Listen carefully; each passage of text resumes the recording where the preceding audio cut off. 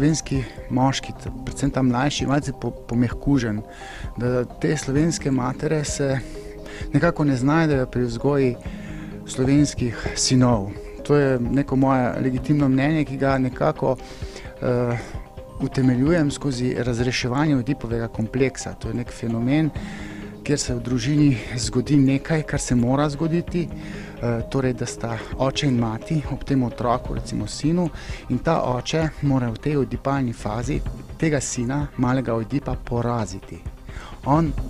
Otrok mora biti porazen s strani očeta, oče si mora prilastiti mamico, mora z njo spati, ne sme spati z njo sinček.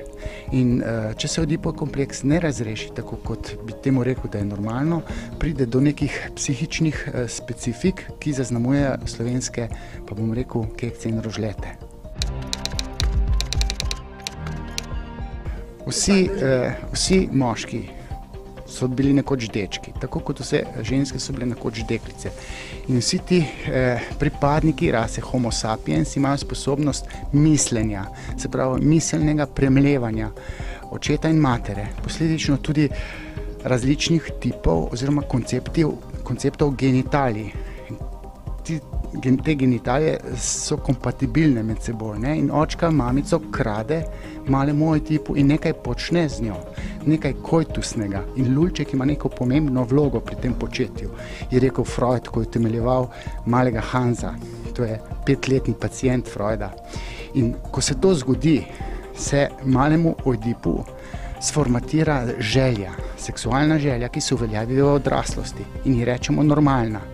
In ko deček normalno razreši Oedipov kompleks in je porazen s strani očeta v odraslosti, doživi določene psihične nasledke tega Oedipovega kompleksa, tako da postane, kako naj rečemo, normalen, se pravi možato moški.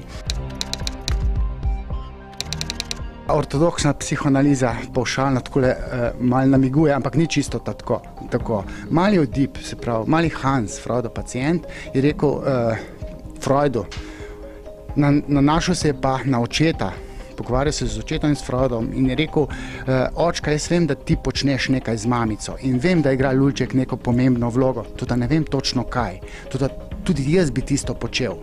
Se pravi, 5-letnik ponavadi sumi v obstoj koitusa. Ni pa to za njega nič seksualnega na tak način, kot je to za odraslega.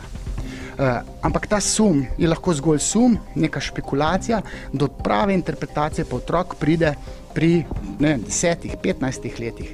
Takrat pa natančno ve, da obstaja med moškim in žensko koitus in da je v bistvu on kot 5-letnik želel nekaj, kar je oče počel z njegovo materjo, se pravi za nazaj razmišlja, da bi tudi on tisto počel. In tukaj se sformatira tista želja po seksualni združitvi moškega žensko.